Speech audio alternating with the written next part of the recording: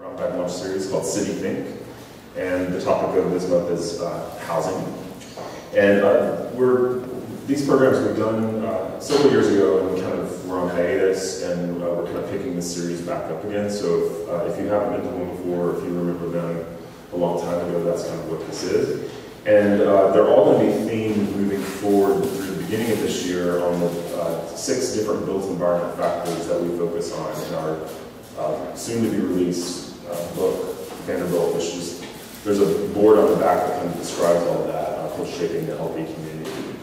And the first one of those is on the topic of housing, which is such a critical and important topic, as well as something that's been a lot in the media lately, and just civic consciousness around this topic. So we're very thrilled to be focusing on that.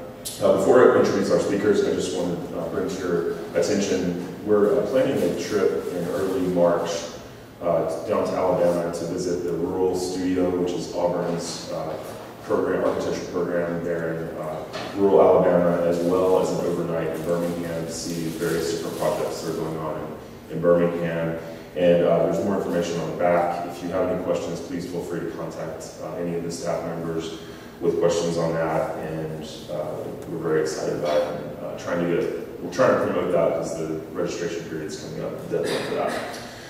Okay, our speakers today are Keon Sani, who Keon has been with us a year and a half now as a research fellow, and he is a 2014 graduate at Vanderbilt University with a degree in urban planning, and has been with us working on this report that he'll talk about on the topic of housing and housing affordability. He also is the development associate with Urban Housing Solutions, Nashville's largest nonprofit developer of affordable housing. And in that role, he is a member of the development team and oversees grant making. We also have Adrian Von Harris, who is Senior Advisor for Affordable Housing at the Office of Economic Opportunity and Empowerment with the Mayor area. We have long known Adrian too. She's been very much involved with the Civic Design Center and her work in the past with MBHA and the Housing Fund. So basically, we're going to start off with Keon. He's going to present some visuals and graphics on his research, and then Adrian will give a short presentation, and we'll have time for questions after that. So I'll kick it off with Keon.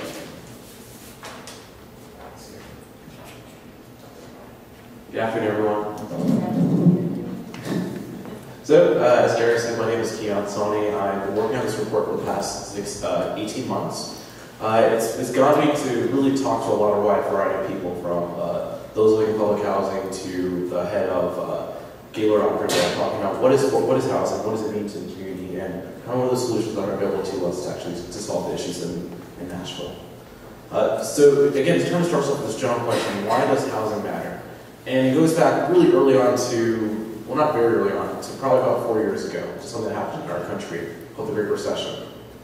There was a few things that happened there. As you can see from the first slide on the left, our home ownership rate was currently right now the lowest it's been in 20 years. And there's a few factors as to why that's happened. First of all, there's really no sign of improvement in terms of this going into the future. One, our Generation X has been the hardest hit. When the recession happened, they were the ones that were going to be the ones that were purchasing their homes or upgrading their homes or trading up to something for a greater value. When the recession happened, they lost their financial means of doing that. They lost all their financial support. And what happened is they ended up staying in their housing they had, or they lost it because of foreclosure. This caused a ripple effect in the market, so we're kind of filtering down. This is kind of a gray share of people. The next thing that happened was the millennial population is actually burdened with a great deal of student debt. This right now, in the 10-year period, it rose from 30% of their student debt to 41% of millennials have a sizable portion of student debt. What this does is it restricts our millennial population from actually being able to purchase homes, and it keeps them kind of very much focused in the rental market. So kind of these two things happening, as well as a really tightening credit markets, made housing affordability really difficult and pushed a lot of our population towards rentals. So I can see on the graph to the left, in the last 30 years, we've had the highest growth of rental in the country's history. So despite this uptick in rental, and because of this, the national vacancy is currently at 7%, and in the national market, it's currently at around 3%. So as you can tell, there's a really great deal of pressure that we're experiencing in the city, and especially in the development of multifamily sphere. So a lot of people, I've been to a few community meetings, and it's really interesting to see kind of the reaction when people talk about rental housing going into their neighborhoods. Usually people think that rental housing is going to be a bunch of college students that kind of wreck up the neighborhood and kind of destroy it. But what's not understood is actually that rental housing is going to be more and more, it's going to be households between the age of 45 and 65. They actually make up twice the share of growth when it comes to comparing to millennial populations. And again, that goes back to what I said earlier. When it comes to foreclosure rates, these are kind of the households that are really going to be looking to more downsize, really cut their costs, and they're going to be more transient. So we're getting an interesting trend fix as well. And if we look to the far left side of this graph, you can see that while single persons make up the largest share, families come very close in terms of the need for rental housing. So we have to also think about what rental housing looks like in terms of its makeup, in terms of its composition as well. Okay. This is something that's also really interesting that I think Joy's taking into consideration, and that's how rent is increasing in comparison to the cost of our actual incomes. As you can see, the rent levels are increasing to the point where it's vastly exceeding the incomes of people who are renting. Again, what it's doing is creating more people who are cost burdened. So to define the word cost burdened is something that's used in a lot of technical, a lot of housing applications. It means that if you're using more than 30% of your income towards housing, then you're considered cost burdened. If you're using more than 50% of your income towards housing, you're considered severely cost burdened. I'll talk a little more about what that means in terms of an amplified effect, but in terms of just general statistics. In terms of the past between 2001 and 2014, the numbers of cost burdened income households have increased from 14 million to 21 million in the United States. When thinking of severely cost burdened households, that number has increased from 7.5 million to 11.4 million people. So you can see there's been a vast increase in terms of people who are actually using more of the household, more of the income towards housing. It's becoming a greater issue in our city and across the nation as well. There's been talk about solutions. Will this get better? Currently, demographic support that this won't get any easier for us, that we're actually will be increasing in the next decade by 1.3 million people who are severely cost burdened. And again, demographics have a role in kind of that influence. The first is the growth of the Hispanic population in the United States. That's just going to create more burden, more people who want to live in the United States, so our population is going to increase before that burden is also going to increase as well. The second thing is going to be the growth of elderly households. Like I said before, we're now experiencing the retiring of our baby boom generation, and they're more likely to be retiring and going to rental housing. So that's going to increase a greater burden on our households and also the makeup of what we see for kind of building types as well. So talking about kind of what this cost burden looks like and what it does. When you're a severely cost burdened household, this begins to impact other aspects of your life. And it begins to impact what your transportation is, your access to food, the quality of food you have, how you actually look about your health care, and your savings for your retirement. The effect of having a high cost burden is the amplified effect that really hurts more and more people. And if it's not, it should be seen as something that we want to reduce as much as possible. On the left side, you can see a graphic that talks about what this means for low-income populations. The smaller graph shows how much low-income subsidized housing can be produced, and the left is showing how much it's actually what the need currently is. As you can tell, there's a very large gap to what the need is and how much we're actually producing in the country. So the last thing that I was saying is really interesting. In terms of our research, is this graph right here. I'm really always interested in the idea of the American dream and what income mobility means to Americans. So I think it's something that we always pride ourselves in our country, that you can start at the bottom percentile and go to the highest percentiles. And it's something that we kind of really true to our generation.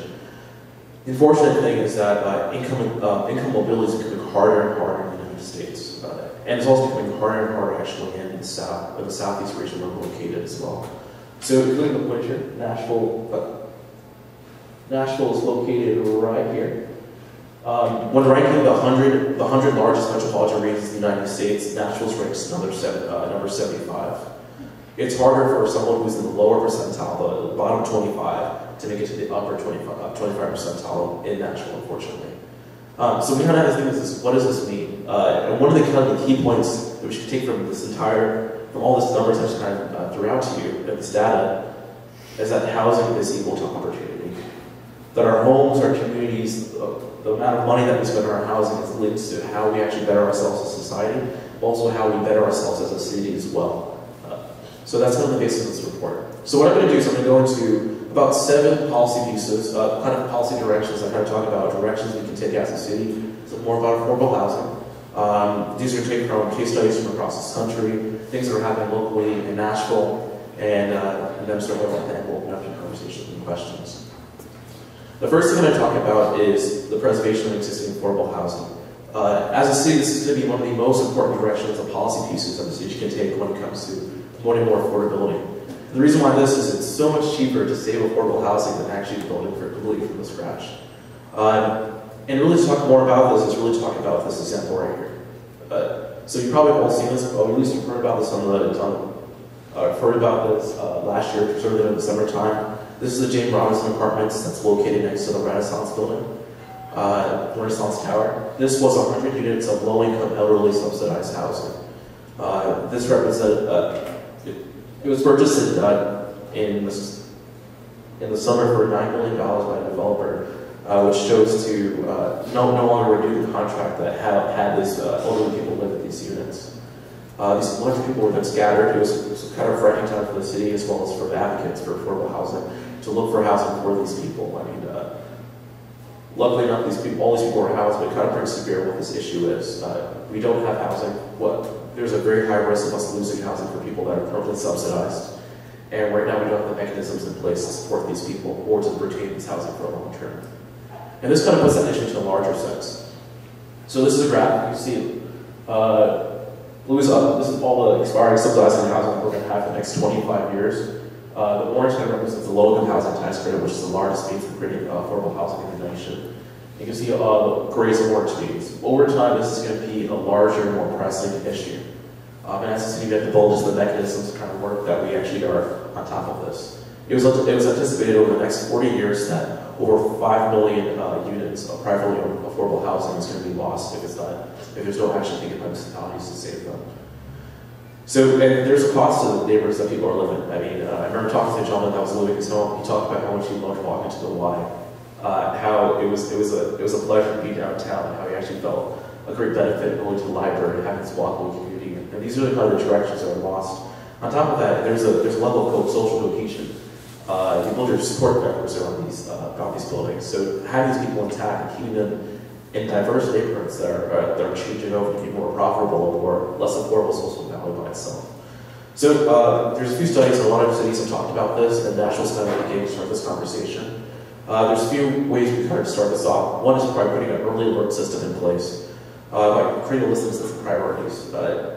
THD, our housing authority for the state, if we work with an agency like that, we can actually start listing all the affordable housing that's going to be aspired, that's federally subsidized, and say, which one do you think is the most valuable to us? Is it unit size we think is the most valuable? Is it a neighborhood that we think is in the process of decreasing poverty, but that means that neighborhood probably becomes gentrified very soon? Is it looking at a neighborhood that has great resources that we think for education purposes or for transportation? Making a list, knowing what these things are, and prioritizing allows us to actively and appropriately use our resources in the most effective manner. But the next thing we can do is put policies in place to protect these residents. Something that I kind of learned from the James Robinson Department is that we need to find systems that make sure these people are protected. The third thing is actually then to create the means to preserve these units if they're financial means as well. So we talked about kind of federally subsidized housing that's kind of protected, kind of at least sort of 15 to 30 year time span. The next is kind of naturally occurring affordable housing, things that are just naturally affordable because it's just the nature of them. These are also going to be kind of the next era of kind of investigation for our city, which we're always looking to as well. There's been, and I kind of use this example of Rebuilding Together. It's a nonprofit based in Nashville that does a lot with weatherization programs. They work a lot in partnership with NDHA when it comes to decreasing the operational costs of someone that lives there, so retro refits, improving someone's roof, installing wheelchair ramps so someone can stay in their home that they own. So there's no higher burden for living in your homes. It makes it easier. And also, I think the great thing about weatherization is what it does is it creates value in terms of our old historical structures as well. One when a developer has the choice, or a landlord has the choice between selling a unit because an old unit, multifamily unit, because it's just so old in repair, or tearing it down and putting tall and skinny, putting modernizations and putting funding towards that allows us to kind of extend longevity of our multifamily mixed-use housing. Next thing we should talk about is creating a sustained source of funding for housing creation. And the first thing that I always talk about is going to be the Barnes Housing Trust Fund. What I like to think about is, we have the Barnes Housing Trust Fund. Let's talk about examples that are used in other cities to actually make this a more valuable initiative. So the first thing I really think is a really area that we haven't talked about in the city is taxes and bonds or levies. In Seattle, this is the primary means of creating affordable housing. The levy that was created in 1981 has created over 12,000 units of affordable housing in that city. They've used actually incentivized zoning to create about $30 million to infuse to that fund, which created about $75 billion worth of affordable housing, which I think is something that we really should consider. It's a policy that's being used in Austin, being used in Phoenix. It's being used twice in Austin, the levies that were used for that city. Used in San Francisco, used in Atlanta. A lot of cities are using levies or bonds as ways to create a sustained funding revenue stream for affordable housing. Also, the city of Denver, what they've done is they've taken these levies and they said, well, what can we do to kind of make this a bit more purposeful? So they've actually created a transportation-oriented fund that is purposely to preserve affordable housing towards transit corridors. So you can take these levies, take this money that we have, and use it for purpose allocations and purpose use of fundings that really create a more magnified effect for affordable housing. The next thing to talk about is kind of commercial and residential linkage fees. For commercial fees, what it does is if a commercial, kind of dependent on the square footage of the commercial unit, and then is exacted to create an impact on the neighborhood, and then that impact is that fund that fee that's created by the impact is then used to fund affordable housing creation. So it's in a sense for funding of housing trust fund. This is something that's been really used in a lot of cities as well. It's very much used in the city of Boston and Seattle as well. It's been able to create a great deal of affordable housing creation there. Another thing we could talk about is encouraging the market force participation. So before I talked about the low-income housing tax credit, that's, in a federal sense, is the #1 way that we create affordable housing across this country. Since its creation, it's created over 776,000 units of affordable housing across the United States. And we should really see this as being kind of a great source of dedication in terms of Nashville, in terms of just seeing how we can properly use it. What I believe is that as a city, as a state, we're incorrectly using the fund. We're not utilizing it to the best of its ability. So there's a thing called the QAP, it's a quality application process. What it means is that the state puts out kind of an RFP to developers to say, give your best idea, how you can use this money to kind of maximize its purpose. To kind of put this in perspective, they rate the scale on a scale from 0 to 100. 100 means you're doing really well, and you have a high chance of getting the funding for it. Last year, we had 75 applicants, rate 99. So this kind of means a few things. First thing is that we're improperly. One, we can ask a lot more from the development community in terms of our low-income housing tax credit. We're not effectively using this program to its benefit.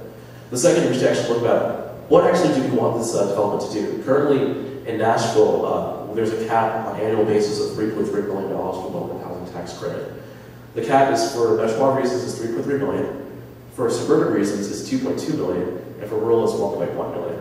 Now, I've lived in Tennessee for 6 years, and I know for a fact that we don't have many metropolitan regions in Tennessee, but we do have a lot of rural regions. And that seems a bit disproportional. When you're thinking about cost-burden households, the cost-burden households are not going to be in the areas where, not going to be in our rural areas, it's going to be more in our metropolitan areas. It's a very unbalanced way to distribute the funds that we're getting on the federal level, especially when seeing that it has such a large impact on a national level. It really is a great source for evaluation of on the state level. There's a lot more things I can talk about that, but I'll talk about it for later. The next is a tool that we have currently in our system, and it's our tax abatement and our pilot programs. Pilot means payment in lieu of taxes. It's something that's been currently accepted by the city council. It was passed last year to kind of start to do pilot programs. It's something that really works really well in other cities and other states. Just kind of putting out that it's something that we really should take into consideration. What it allows us to do is say to a developer, a private developer, or if they have affordable units, we can say, hey, For you to keep these units, we'll be willing to allow you to have a reduction on your taxes to keep these units affordable for X amount of years. Another way to do this is by enticing developers to go into, let's say, downtown to say, hey, we'll reduce your taxes. Again, if you keep a portion of your units affordable as well. So kind of working with them using the tools that we have available to us to extend the units affordable is a great way to do that. The fourth method I talk about is unlocking the potential of the land supply. So this is a graph created by McKinsey when it talked about how do you create affordability across the world. And one of the first things it talked about was really looking at our land supply in a more intimate manner. Land is going to be kind of the hardest cost when it comes to developer, especially in a market like Nashville. The land prices are always going to go up, and it's something that we should look at and try to control to the best of our ability. And there's kind of a few ways to do that. One is just policy. So the first way to do that is just look at ways we can introduce more housing in a way that makes more sense. So the Planning Department in their National Next program talked a lot about the missing middle. So I want to reiterate what that is and kind of push that even more in terms of just kind of getting that out there. So what the missing middle is about 63% of our housing stock is detached single-family housing. About 13% of our housing stock in the nation is 10 unit plus multifamily housing. And only 19% is that in-between state, so that mid-scale housing type. It wasn't really that way before. Majority actually, primarily between 1870 and 1940, the primary amount of our development was mid-scaled. So if you think about the brownstones of Brooklyn, or you think about the walkable neighborhoods of Philadelphia, or you think about Boston, our traditional built environment in terms of our country's history was really mid-scaled. It was more of a diverse housing type. It wasn't until when the war came in Levittown, the automobile, that we kind of got stuck into this idea of doing a single-family detached housing. I think what they do is kind of reconsider what that looks like for us as a city, and really start looking into more different types of housing types when it comes to accessory dwelling units in our more residential areas, or it comes to townhouses, or it comes to cottage porches, which are being used across the city, which is also an example of here, which is in Germantown. Kind of looking at these, by doing them also at neighborhood scale as a way to increase density in a traditional manner that's really not that far, probably foreign to Nashville, but not foreign to the rest of the country. And by increasing density, but doing it in a way that's respectful to the neighborhoods that they're being a part of. The next is looking at parking.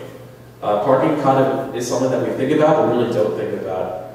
I think, did anyone pay for parking here today? You raise your hand. Oh, cool. All right, that's not a thing. I park like I parked about 20 minutes away, and I walk in every time just because I don't like people park when I come to Nashville. Parking is something that kind of take for granted whenever we can park in the city. The average parking spot when it comes to new construction can add about $25,000 to development. What that means is that we're in a sense wasting money if it's not used properly. So think about parking when it comes to when it comes to housing for the elderly, or when it comes to housing for seniors, or when it comes to housing for the homeless. They're placed on the same parking requirements than multi-rate developer, multifamily market rate developer in the Gulch, and that seems a bit disproportionate. A study in San Francisco showed that if you were to move parking from the cost of considerations for housing, 24% of the people who would qualify for that housing in terms of affordability. That means that we're in a sense giving away our affordability by attaching parking to those requirements. So the first recommendation I would say is to encourage debundling parking. The first way to do that is just kind of listing parking separately from the cost of the housing unit. Another thing is just keeping inventory of parking in, let's say, a parking structure, and saying, this is what you're paying, this is what you're not paying. You can also just not pay for this at all, or you can actually try to change the rate of the parking and the parking structure as well. Another we can do is reduce the minimum parking requirements, like I mentioned before, for housing that's supported by our housing trust fund or by local housing tax credits. Because these are the housing types that are going to be supported for populations that have lower car ownership rates. So it's a really great way to kind of extend the affordability that we have and extend the public dollars we're putting into these projects. The same thing we do is pro-car share programs. So Lyft and Uber and what these things do is they decrease the need for us to actually have a car in urban corridors. So ride shares are an easy way to do that. We're decreasing the need for having parking. We're also increasing the use of our public transportation system. And two other things is to adopt smart meters, to do more market-based meter program where parking spaces are getting more value benefits and people are seeing more intrinsic value of what parking is, opposed to just that it's going to cost me 25 cents for the next 30 minutes but actually knowing that if you're parking here during peak times, it's going to cost you more. And that, again, it makes a more market-based approach to that. The last thing is just to look at historic buildings and kind of see exceptions for them so that we're preserving our old multifamily housing and preserve our historic structures. So what I want to talk about is the design affordability. And that's kind of a challenge to the architects in the room, the urban planners in the room, and to the developers in the room about what is design affordability. So there's just a general idea of what development costs look like. And you see they're kind of certain percentages. As I said before, land is going to be a major part of it. It's going to be probably the lever that we can use and change the most as a city and in terms of land banking, in terms of community land trust. Don't have time to talk about that today, but that's a consideration. But what we can do is we can change everything else in terms of the soft costs, in terms of financing, in terms of labor, in terms of site work. We can change these levers to make it in the sense that the cost of development is more advantageous for us. And there's a few architects that kind of go about changing kind of what we view that to be like. So this is a project, this is kind of a concept called incremental architecture. It's by Alejandro Aravena. He was the 2016 Pritzker Prize winner for architecture this year. This is a development that was constructed in Chile. What he wanted to do was, he had the belief that I only have so much money to build this house out, and I want them to have a house. But there's also an idea that people build wealth over time, and they build networks, and they build communities over time. So just build half the house. I know it's very simple, it's a very simple notion, but what he's able to do is kind of create that funding source for people to live in their communities, and then when they get that wealth to sort of build it out and have that, and then be part of the neighborhoods as well. This idea doesn't have to be only restricted just to Chile. You can also think of it as how do you build a single family house to be developed over time so you can add more units to it so you can multi-family homes. The second thing we do is then to look at how we build simpler. So looking at tiny homes, or looking at micro units, or looking at just kind of a simplistic living in terms of smaller square footage, kind of exactly more about development square footage is another way to say what can we do to actually increase affordability. When you're looking at I know the Civic Design Center's done reports on micro unit housing. We want developers to kind of take us up on that offer, to kind of see that this is a development model that works for a lot of income levels, and it's something that downsizing elderly populations or millennials who are moving to the city, this is something that's very attractive to them in other cities as well. My sixth point is talking about promoting affordable and quality places. And it kind of gets to the point that no neighborhood is the same. This is a fan that provides me that kind of talks about affordability, just kind of neighborhoods on a kind of like a matrix sense. So when you look at a neighborhood, let's say we take the Village. I was talking about the Village for a reason. So we take the Village. It has a birth of housing in there. It's close to downtown, so it's fairly reliable transportation. What can we do to make the city more attractive to people? We can develop, look at environmental, and we can look at the environment, and look at green spaces so to work in the Village to be more of a quality space. We can look at, we have all these benefits, we have access to jobs really close by, but let's look at this area specifically to increase affordable housing. So look at neighborhoods on an individual basis and say, this neighborhood has this resource. Let's say this neighborhood has a lot of low-income housing. Let's find a way to improve our access to transportation there. This neighborhood has a lot of low-income housing. Let's find a way to improve the educational system and keep people in their houses there. So really take a neighborhood approach to our affordable issues so that we're able to kind of make, again, a great good allocation of our limited resources that we have at a city level. And I guess that's kind of the next point. So whenever you think of housing, the largest second income, like the largest piece of someone's income is going to be transportation. So what we need to do is also look at housing in terms of where do we put our housing. So the first thing we do is put our housing toward near transportation when it comes to preserving long-term affordability, when it comes to land banking. Do this in partnership with our transportation system when we're building out our transportation network, and saying let's preserve the land that's around our transportation so it makes sense for the long term, so that these people are not burdened when it comes to transportation in the long term. Really an interesting report that came out of Harvard University recently was that the number one indicator for someone to overcome poverty is access to transportation. So we really have to see transportation as being really a key element of our housing policy in Nashville, as well as promoting income mobility, as well as promoting overcoming poverty in the state and the city as well. So that's going to be an important part in terms of that dialogue. when we're thinking about robust communities, we should also think about our public housing as well. This is an example. This is an image of Casey Place, the redevelopment that's happening on the east side of the river. This is going to be a great test pool for what we can do in terms of improving affordable housing in the city. It's a $602 million mixed-use community that's going to have 11 acres of parks and open space, 2,390 units of mixed-income housing, and over 100,000 square feet of retail space. You could use these places to be kind of the template of being a bit more creative, a bit more adventurous as a city. What happens in Casey Place if we lower the amount of parking that's required there?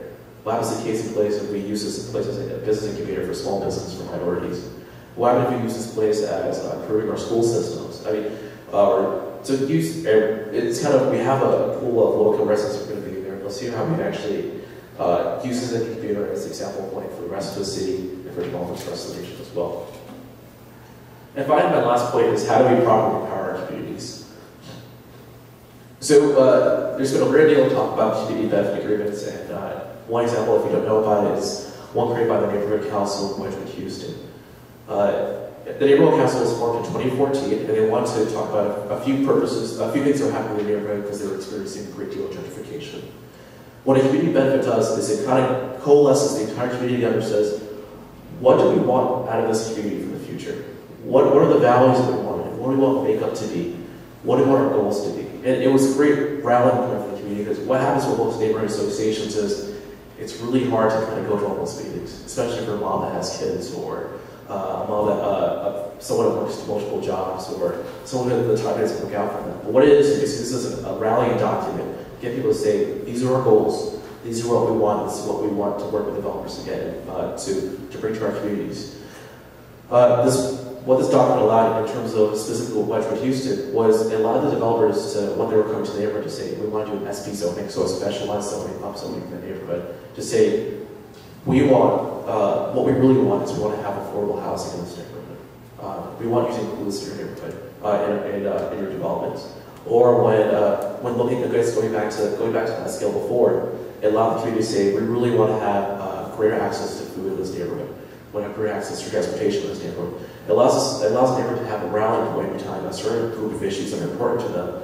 But what it does is, to a developer, it gets rid of a lot of ambiguity. It says, all right, this neighborhood wants this much, let me get this much down for pay by performance, making sure this project is viable. And it creates a lot of ambiguity, so you're not dealing with multiple actors, multiple residents, you're not dealing with a resident that leaves and is able to be a part of the group. You're dealing with a document that's created by the community that you're able to kind of rally behind. And just kind of the last point is going to be just to promote innovative tactics in the city. And when I say that is, the housing affordable issue in Nashville is a new thing. It's a new thing to the nation, not only to Nashville as well. And what they do is be a bit more daring when it comes to how we support new practices. And we talk a lot about tiny homes. An easy way just to support tiny homes is to look at our regulatory environment and what we're doing to limit innovation. Are we limiting the inclusion of ADUs in certain neighborhoods? Are we limiting, are partner crimes an area for greater consideration? And these are ways that we can kind of be more mindful of how we can actually use the resources, allow our economy, allow entrepreneurs and our developers and our architects to kind of have the tools and the ability to kind of practice new ideas. So just to go over everything I just mentioned before. So the first thing we want to do is just preserve existing affordable housing. That's going to be the greatest need in the city for the coming year, in the nation, because we're going to have a lot of expiring tax credits. The second is to create a sustained funding revenue stream for housing creation. And again, it goes on to, we want to make sure that in order for, in a sense, rent to be subsidized for low income, we have to have the funding revenue stream to actually subsidize the rental income. And what I said before is that this issue is not going to go away anytime soon. So it's actually only getting worse, unfortunately. Third we want to do is encourage market participation. Again, look at the local housing tax credit program, a tool that's the most used tool in the nation that's incorrectly used in the state of Tennessee should be an area of consideration and evaluation by the city and the rest of the advocates for affordable housing. Unlock the potential of our lands by looking at how we use our land, looking at the missing middle in terms of development practices, as well as looking at parking to extend those uses, the benefits would be a great way to really block the potential of our land, as well as looking at other methods like community land trust and land banking as well. Design for affordability allows us to decrease the pressure that affordable housing has in terms of looking for more innovative ways, building towards wealth building for our communities, and also just being a bit more innovative. And also promoting affordability quality places, again talking about developments like Casey Homes, Casey Place, and talking about the importance of transportation. And then lastly, empowering our communities to be more innovative, to be able to have their ownership in the development of our communities as well. So lastly, that's just kind of just a quote that I kind of took from all my research. It's the standard approaches only lead to standard results. Affordable housing requires deep thinking. That's kind of the challenge that's going to put out there to the rest of the cities, that we have to think a bit differently, get a bit out of our comfort zones, because the issues that we're facing is new to the city and some primary solutions. So the report's in kind of the ending phases, and we're kind of open to any suggestions, any questions. If this sparked your interest, if you thought something was really cool, if you have any questions, just let me know. Keon at civicdesigncenter.org. Thank you for your time.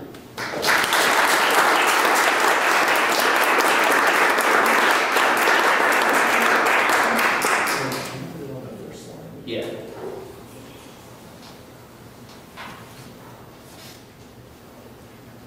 So you get back on one slide. Okay. Yeah, I don't have a presentation. But well, good afternoon. Gary introduced Adrienne Harris with the Mayor's Office of Economic Opportunity and Empowerment. Just a long name, we basically say OEOE. We handle labor and workforce development, we handle affordable housing, as well as financial literacy. And today we have John Murphy with me, who just started last week, who is our financial empowerment manager. So we look at quality of life issues for Nashvilleans overall. My role really is to work with the Keons and the MDHAs and the nonprofit community and the development community to come up with a sustainable and effective housing policy for Nashville. That can include increasing housing options, as Keon and Gary know I've been asking for this report for a very long time. Keon probably more so than Gary, because I knew it was going to be good. I think some of the options that are laid out in this report, we're having a conversation, so I'm very excited about what this report can do to kind of guide some of our further conversations. As you know, the city is engaged in conversations around inclusionary housing. There's a conversation about a dedicated revenue source for the Barnes Housing Trust Fund. But we're also having some of the other conversations about community benefits agreements. We're doing some of that now. I'm excited because as you were going down your points, I went, oh goodness, we're doing something. So I'm excited about it because we have a lot to do, but we also have a lot of options, and we have a lot of resources here in Nashville. That's the great thing. The other thing I will say is Nashville is a great city to be in right now. We have a lot of national resources that have reached out to us and said, we want to help. How can we help? So not only do we have all this local amount of resources and data, we have Urban Housing Solutions doing great work with the affordable housing community. We also have some national partners that we can reach out to help us kind of be innovative. So I won't go into this whole conversation about the inclusionary housing ordinance. Just so you know, it is going before council for first reading tonight. If you're not familiar with inclusionary housing, the PowerPoint is on the Metro Planning Department's website. So that's nashville.gov/NPC. The Barnes Housing Trust Fund, I'll quickly describe, was created in 2013, and the whole purpose of that fund was to be a flexible funding source for nonprofits to develop affordable housing in a different way. Here in Nashville, it's been primarily just federal funding that's sourced a lot of the affordable housing development, including the tax credit program. And so now we're trying to think about how can we use our housing trust fund to leverage those dollars. So we think it's a good thing if we can get a dedicated revenue source. We think, you know, possibly we could do hundreds, maybe even thousands of units if we can get the right amount of funding in. But we're having those conversations. Anybody that's heard me talk is just, you know, I've been in the affordable housing arena for almost 10 years, and never have I seen Nashville have such a great amount of conversation about affordable housing in this way. So this is exciting. I don't think we have a lot of time. I certainly feel the pressure and the urgency of creating affordable housing. I think we probably should have had a policy together yesterday, but we're working on it. And so if you have any ideas, solutions, strategies, something you've seen in another city, feel free to reach out to me. I do have a few business cards, I don't have a lot.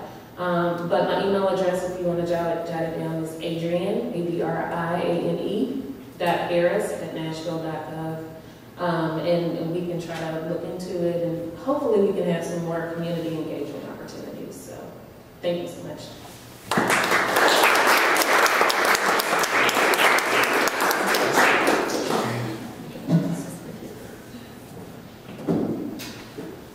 So we have time for questions.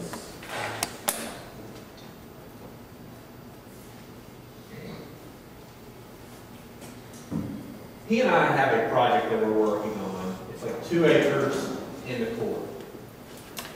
All we can talk about is how we can link this affordable housing. Okay? It's a huge historic building. The problem is that the neighbors, right down the way it's zoned, on 2 acres you can build 2 houses. And the neighbors are like, we don't want density, we don't want traffic, and we sure don't want affordable housing. And their idea of what affordable housing is. How do we sell it? Okay, so we'll probably tag team this one just because I think it's something that we both kind of experienced in very different spheres. So at Urban Housing Solutions, I'm part of the development team, and we kind of always try to figure out where we want to develop just in terms of communities we want to be in. So typically when you're developing, you're going to go into, if you're going to look for the cheapest land possible. So the cheapest land possible for this, it's going to be a low-income area, so you experience no opposition.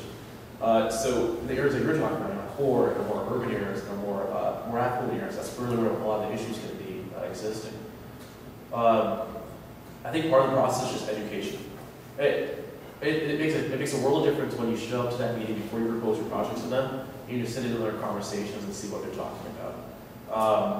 And then when you do kind of present your idea, you say, this is my approach, this is the need that I see, this is what we're trying to solve, and these are the people we're trying to do this for. I think a lot of people kind of equate affordable housing to be housing for the affordably homeless, or housing for people, I guess, for a very lower income range. And I think the conversation needs to kind of progress in terms of what that actually looks like for what income levels. Is it a firefighter? Is it a teacher? So I would say these are the people that you're shutting out. You're shutting out you're shutting out a family with children by not allowing this into your neighborhood. You're shutting out a firefighter by not allowing this into your neighborhood. I guess putting a more human dimension to it, and also just kind of meeting them at their level. Not talking about the project from the get-go, just saying, this is what I want to do, this is the vision. I want to see if we can make this happen. And that's been kind of the most fruitful way I've done with my year of development experience in Nashville. That's kind of the easiest way for us to get the support of the community behind. And one of our demos that we're working on, the community's really been advocating about just having more health presence there in the clinic. So we're saying, hey, we'll look into that for you guys. And we've been really a partner with the community, so they kind of say that you as an ally and kind of listen forward for us. No, I agree totally. It's talking to the community in a way that they understand that it's not just talking about, public housing or Section 8, but you're talking about who those people are. It's a recent college graduate. You want college graduates in your neighborhood. It's a senior. Is it not on? Is that better? Okay. It's talking about what makes a full neighborhood. So you're talking to the community and you're saying these are the different types of people that you want in your neighborhood, and we hope that we can provide that. I think one thing that Keon, did you mention the design element too? It's also making sure that it's contextual, that you're not, providing a development that may not be consistent with what the neighborhood already looks like. You want to come in and kind of think about, have some thought about what's already existing in the neighborhood and trying to make sure that it's going within it.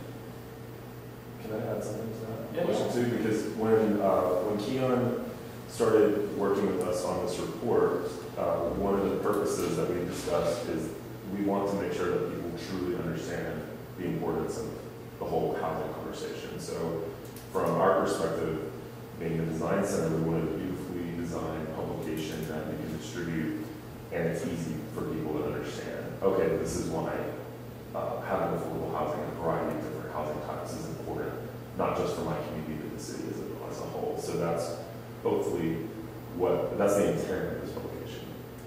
And then we'll just distribute it and try to get it out as much as possible. I will say that I had a conversation with the Federal Reserve Bank yesterday, and they're having these discussions all over the country right now. And one of the things they mentioned is talking about the full cycle, like talking about like from children all the way to seniors, about thinking about how if they have housing options already in their neighborhood. So seniors may live in a neighborhood for 20 years and they want to downsize. Do they have an opportunity to move somewhere else within their communities? So as we think about developments and as we think about where we're going to put our developments close to transportation and those things, I think that will kind of even out your discussions versus just saying, this is a development and this is how many units it's going to be. You're kind of talking about the full spectrum. I say all that. One thing that I've been dealing with similar issues and presenting things to neighborhoods and trying to get people to agree with where you're going with it. One thing that we do is our firm will use Google Earth and a couple of different programs to where we can actually get street views of what buildings exist there, and then you can merge in your actual model of the building, and so you can show, yeah, that sounds scary, it's different, but this is what it actually looks like with the context, and you can put scale figures in there to show kind of what community you're suggesting, and those thoughts can kind of subconsciously show people not to be afraid of something that's a little bit different if it's for a program that you feel like is very beneficial to the city.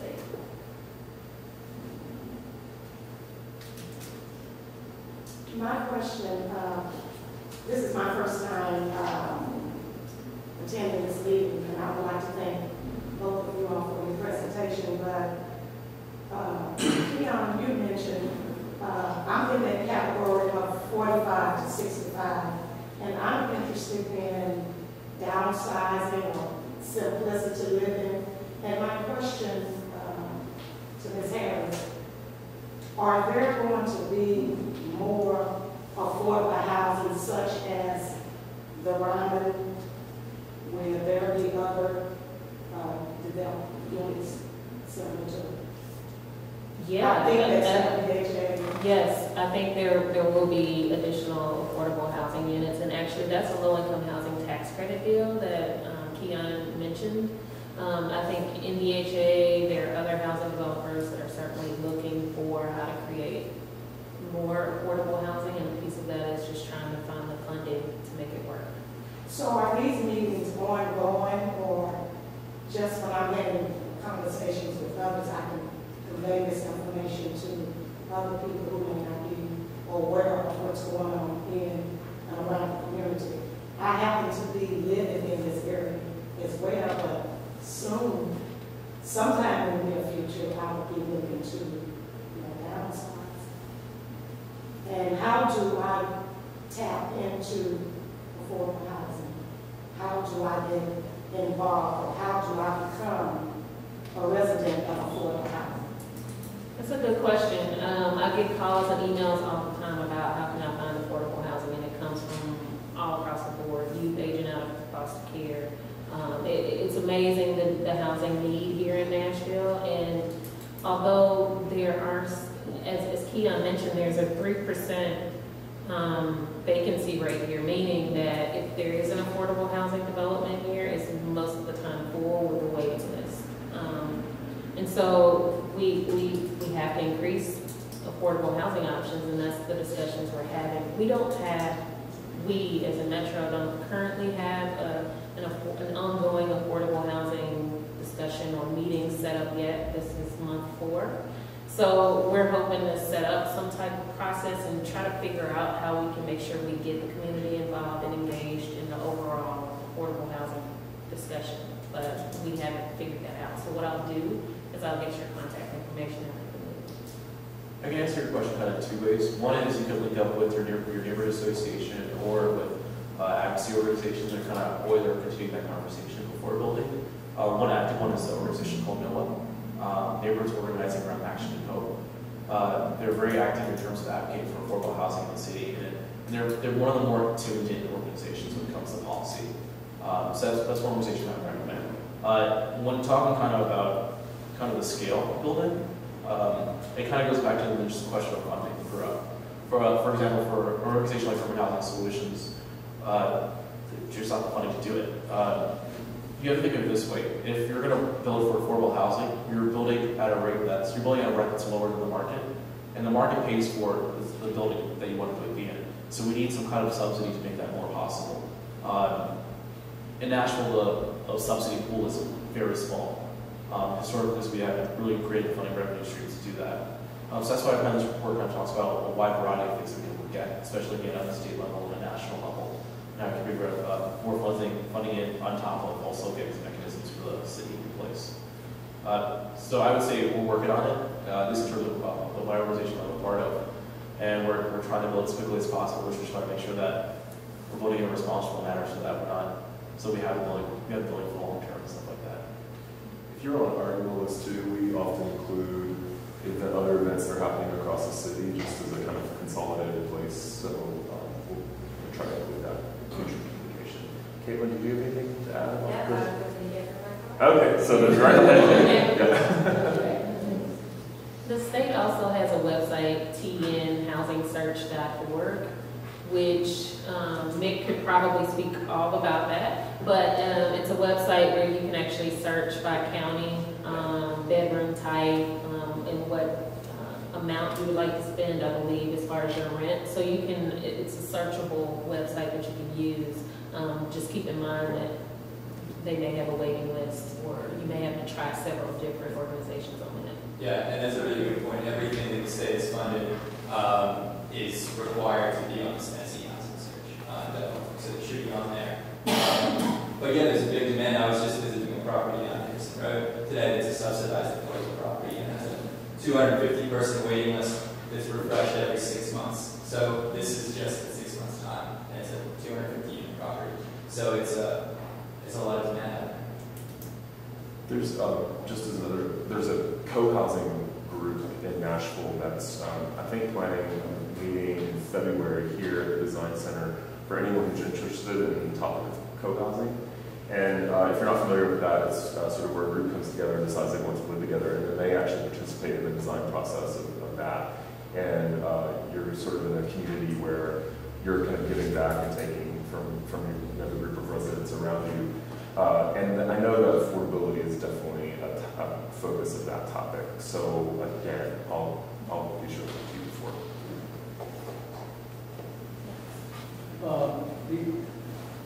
The ordinance that you say before the council, I think it got rejected by the planning commission, because the planning commission recommended disapproval, I guess. Right. And then there's been some reaction. The ordinance, I really have a problem with that ordinance. It's over 200 pages long, very complicated, I wonder why the planners in Nashville came up with such a complicated, convoluted ordinance. It should be simple, it should be easy to read, and it should relate to, how you're going to do it. And I think the main, I've been trying to deal with this for a number of years, both as a planner and as a real estate type developer. And it's very, very hard. And the more complicated you make it, the harder it is. Because it's so, when you do that, it's almost impossible to finish the problem. And I just wondered if because of the rejection of the planning commission and also the rejection of the community, especially the commercial community, do you have any other, are you looking at Plan B? So the Planning Commission recommended disapproval for it to refer back to the Planning Commission because they felt like there needed to be more community engagement. So your point, you're right on with that point. How that whole ordinance came about was with the last council, there was this grassroots organizing of making sure that Nashville was talking about inclusionary housing. And Nashville has talked about it, but never really moved the needle on it. So NOAA and The Voice and some of those organizations were very effective in getting the council to pass an ordinance to direct Metro Planning to create an ordinance within 180 days. Typically, that process takes 12 months, 18 months, even longer in some places. So the fact that they were able to create an ordinance within 3 months is incredible, and they did a lot of work to get it to the Planning Commission. So the Planning Commission, over a 4-hour discussion, decided to disapprove it so that it can be referred back and you can have the ample discussions that need to happen with this whole ordinance. So what you've seen is a list of zoning modifications, but not a holistic approach to the whole inclusionary housing discussion. So what's before council tonight is simply, it's not simply, but it's zoning modifications for developers to consider. And like I said, it's first reading. We're not quite sure what Metro Council will do. It's not the ordinance itself. There are 2 ordinances, and those are both related to if you were to increase your entitlement, so if you were to change your zoning, then you would then get some of the zoning modifications. And then the other one is related to density bonuses. So those 2 are before council tonight, but it's not necessarily talking about the dedicated revenue source needed for the trust fund. It's not talking about the grants authority that was also recommended as an incentive for developers. So those 2 things are kind of contingent upon the Metro budget, which is another reason why the planning department decided to disapprove it, because the planning commission cannot give a recommendation for funding to Metro Council. What is being presented been for the planning commission? Yes, that was a portion of it, yes. I mean, all of it was discussed at the planning commission that night, and what the planning department did was they took out the zoning modifications and left the funding kind of mechanisms separate. And that's what they kind of asked council to consider, is just to maybe introduce it, but allow it to go back to Metro Council so we can continue this conversation and explain it in a simple way to not only developers, but also the community. It's simple but very complicated. Right. I don't know if it could ever truly be simple, just because we are talking about zoning modifications and all the things that we don't really get in the weeds about when we're going out to the community. But this is we need to have those discussions because it's talking about the urban zoning overlay as well as the corridors. Let me just make a suggestion. One of the things that Metro does when they allow a developer to go hire these right now is both commercial like offices or apartments, which provide more parking space. And the more parking spaces you provide, the more traffic problems you create. It's just the opposite of what planners really say to reduce traffic. You don't want to create more parking spaces unless you want to have nothing but a tourist town. Now, the tourism, I guess, is great, but for people that work in Nashville, don't live here. I mean, I don't know what the statistics are. I know we did a study down in Franklin. 85% of the people that work in Franklin live outside the city limits. 50% of the people that work in Williamson County live outside the city limits. I've got a friend of mine who's a lawyer here in town, and every one of his employees, his secretaries, his clerks, his legal aides, etc., they all live in a different county because they can't afford to live here. And to me, and all that does is create tremendous traffic problems. And like he was, with the neighbors he was talking about, the problem everybody comes up to when you're talking about increasing density is traffic. I mean, look at the Green Hills, what's happening in Green Hills on Hillsborough Road when they're proposing. Because no one is tying in jobs with housing. And I haven't seen anybody do that. And I think if you try to actually come up with an ordinance that said, hey, look, you know, a company that's going to, if a company provides units to their workers so they can live right next to their building so they can walk to work or at least take transit to work, then give them the density. Is that right? But no, I see no ordinance that ties jobs and traffic and housing. I think you're right on. I mean, the mayor's priorities, as you probably can tell in some of the mayor's offices, there's an office of transportation, infrastructure, and sustainability. Then you have our office of economic opportunity, where we're looking at housing, financial literacy, and labor and workforce development. So we're having, at least we're trying not to be siloed in our thoughts, and we're trying to create that coordinated and comprehensive approach that you mentioned of making sure that the housing is connected to employment and to transportation. But Franklin has started talking about inclusionary housing even before Nashville did. And so the good thing is here is that we're kind of where you were. I remember going to the Housing Summit last year. We're now having those conversations, and it's great. It's started that. I mean, they came up with an ordinance that was purely mandatory, which doesn't work. It's got to be in Civic. It's got to be a combination of mandatory and Last comment. okay, I'm sorry. One last question. Anybody? The Bordeaux redevelopment district, any of y'all know the latest with that? I feel like that's 400 acres, so it's a huge opportunity for this. We know what's happening with that.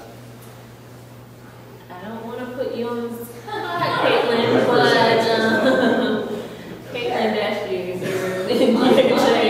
As much as I know as of today, which is always changing. But right on the list of the property on Bordeaux that redevelopment district was placed over, it's under an option for the developer to purchase from the city.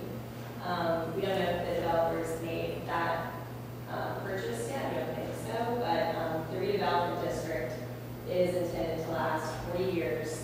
Comes with TIF and other incentives to encourage development out there. So we're ready to see development just as much as anyone else is. Thank you. Last question. Has there been any discussion of how the short-term vacation rental trend is going to affect rental units, whether they're affordable or not, in the city? You look at San Francisco, where they're losing all of their long-term rental units because people can make more money short-term. Is it something that the city is considering and thinking about as we move forward? Definitely. I'm currently working with Metro Legal to try to figure out how we can make sure our deed restrictions are proactive on that issue. I know for sure, I used to work at the Housing Fund, which is the Laurel House down in the Gulch, and there was one instance where we just had to check Airbnb often just to make sure that none of those units were on that website, and we found one or two instances of that. So, I mean, it's something that we're aware of, and just trying to make sure we can address it. But I do want to add that you shouldn't let this be, Airbnb has been used as a tool to get people to not increase density in their neighborhood and stuff like that. So the fear of having an Airbnb in someone's neighborhood would stop them from including an ADU. That kind of makes no sense. I mean, it's kind of like you kind of have to take the risk by doing the other risk with the other one, where it's sort of to put policies in place to stop additional units that we're using for increasing affordability to not only be siloed, just the fear of Airbnb should stop us from increasing density in certain neighborhoods. In the past, it's been using that to exactly that. Thank you. Thank you all